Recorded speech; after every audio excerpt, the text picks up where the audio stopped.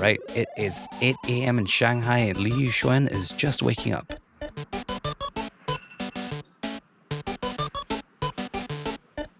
Welcome to Love Machine. Li Yuxuan also goes by the English name Heather. She's a 25-year-old Chinese woman living in Shanghai, and this is her average day. Heather lives in this 3-bedroom apartment in Jing'an with a Chinese couple and their friend who must all still be asleep. Like many Chinese, she prefers to take a shower in the evening instead of mornings. Heather grew up in Beijing and has been living in Shanghai for just 2 months.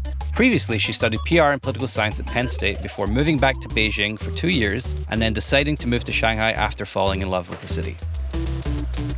For breakfast, she keeps it short and sweet with a glass of milk. It's now 8:35 a.m. and time for Heather to unplug her electric scooter and drive to work. She lives pretty central in Jing'an district, so her commute to work only takes about 25 minutes. Like many Chinese, Heather commutes by electric scooter or e-bike. China has roughly 200 million electric scooters on the streets, and with a population of over 24 million, you can expect to see a lot of bikes on the road during rush hour. Heather's office is located in the former French concession, which is arguably Shanghai's prettiest neighborhood, with its leafy boulevards full of old buildings, cozy bars, and restaurants.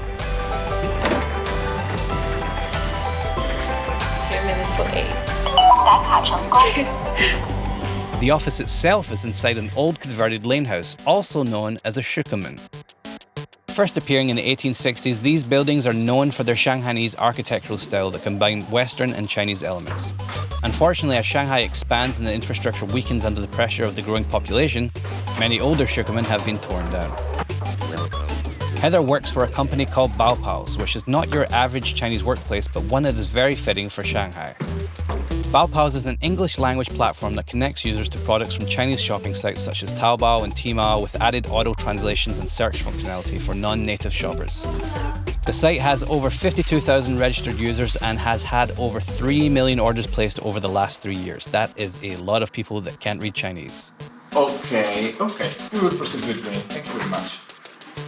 Have a good day. Bye-bye. Today is November 12th, which is the day after China's biggest 24-hour online shopping event, Double 11. Also known as Singles Day, this shopping holiday first started as an obscure anti-Valentine's celebration for single Chinese in the 90s. It was then adopted by the e-commerce giant Alibaba, China's equivalent of Amazon, in 2009 and has now transformed into a day when everyone, regardless of their single status, buys themselves gifts. This year, Alibaba broke yet another record with more than 38 billion in sales. For the Baopao's team, that meant that making sure that every order that was made on their site was processed by midnight so none of their customers missed the sale. So it goes without saying that some of their staff members might be feeling a little worn out today. Heather works in business development and marketing, but today is all hands on deck, so she is starting her workday by joining the customer service team to answer any shopping-related questions. Sometimes it's about like different sizing chart the customers use and also the ones they use on Taobao. And this one is about like, do they have this size? Before lunch, the Baopao founders Charlie, Jay, and Tyler are holding a meeting to recap the intense past 24 hours. These 3 expats first started Baopao's in 2016 as a way to make shopping in China easier, and now their goal is to bring Chinese shopping and Chinese products to the rest of the world. And every 11/11 has gotten better than the one before, not just in terms of our growth and our website being better, but our team and our systems being much better as well. Anybody have any guesses on what people were buying or what people were searching for yesterday the most? iPhone. Yeah, that was the top search. Yeah, if you remember my post in the morning, it stayed pretty true to that. All right.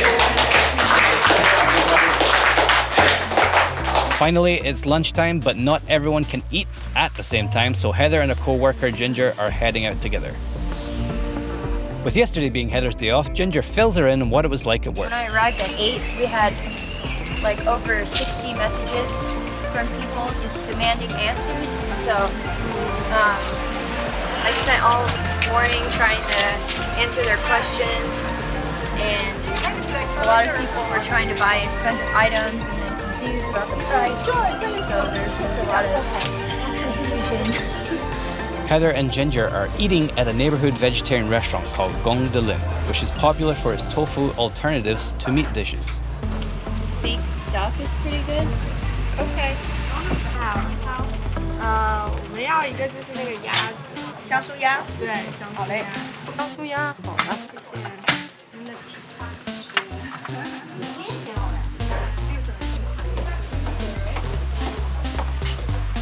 On the way back to the office, Heather decides to take a photography detour to scout out some local trendsetters for the Baopao's fashion blog. 你要看镜头吗？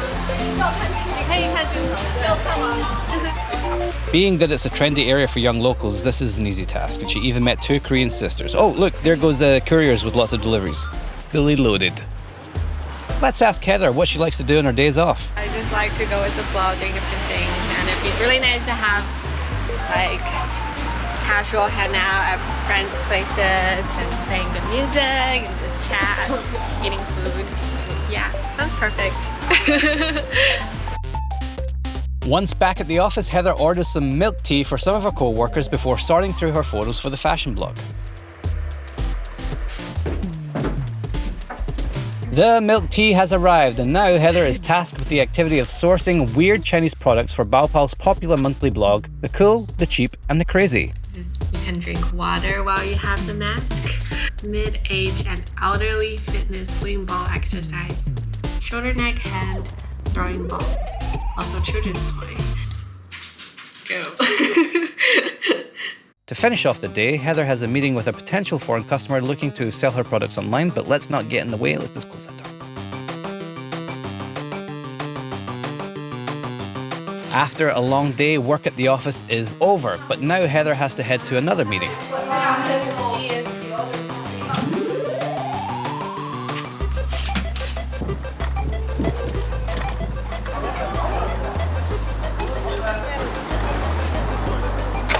So Heather is known amongst her friends for her love of African culture, especially after having visited Kenya for the first time earlier this year.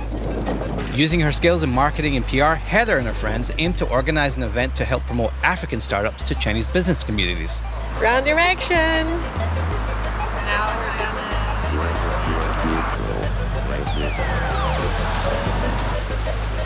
And after taking a wrong turn, she's finally arrived at the co-working space for her meeting.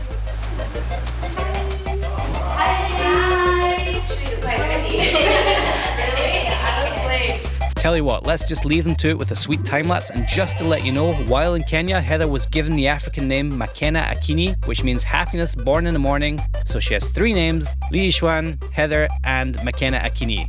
I hope I pronounced them all correctly. The meeting's over, so Heather and a friend are headed to a local restaurant to celebrate a productive day. Heather met her South African friend Kitso at one of Shanghai's many networking events, but they connected further on China's social media platform, WeChat. But I can't do winter here, like I'll die. WeChat is used for everything in China, from chatting with friends to paying for items, and more is where the majority of business is conducted. Like in the West, I feel like you have to like meet someone or like Yeah, and then follow up.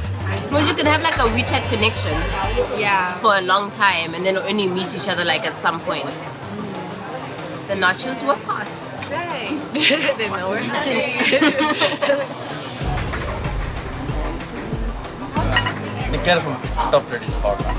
After nachos and cocktails, the day is finally at an end. It is time to go home. Bye, good night.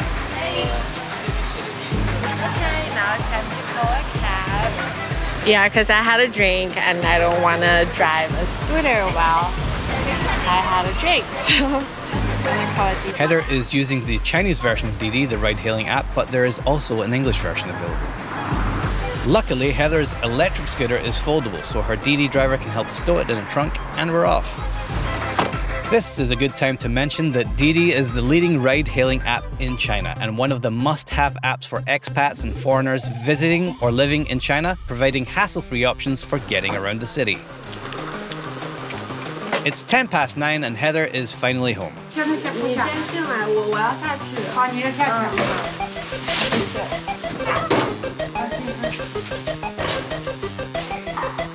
And look at that, she's come home to a treasure of deliveries she's gifted herself for Singles Day. And that's it. I think we bugged Heather enough today, so we will leave her at the door and say goodnight. Thank you so much for watching episode 1 of An Average Day. Please let us know what you thought in the comments below, and if you're in China and looking for a comfortable way to get around town, be sure to use Didi. Whether your destination is in Chinese or English, Didi English version has you covered. Good night. Game over.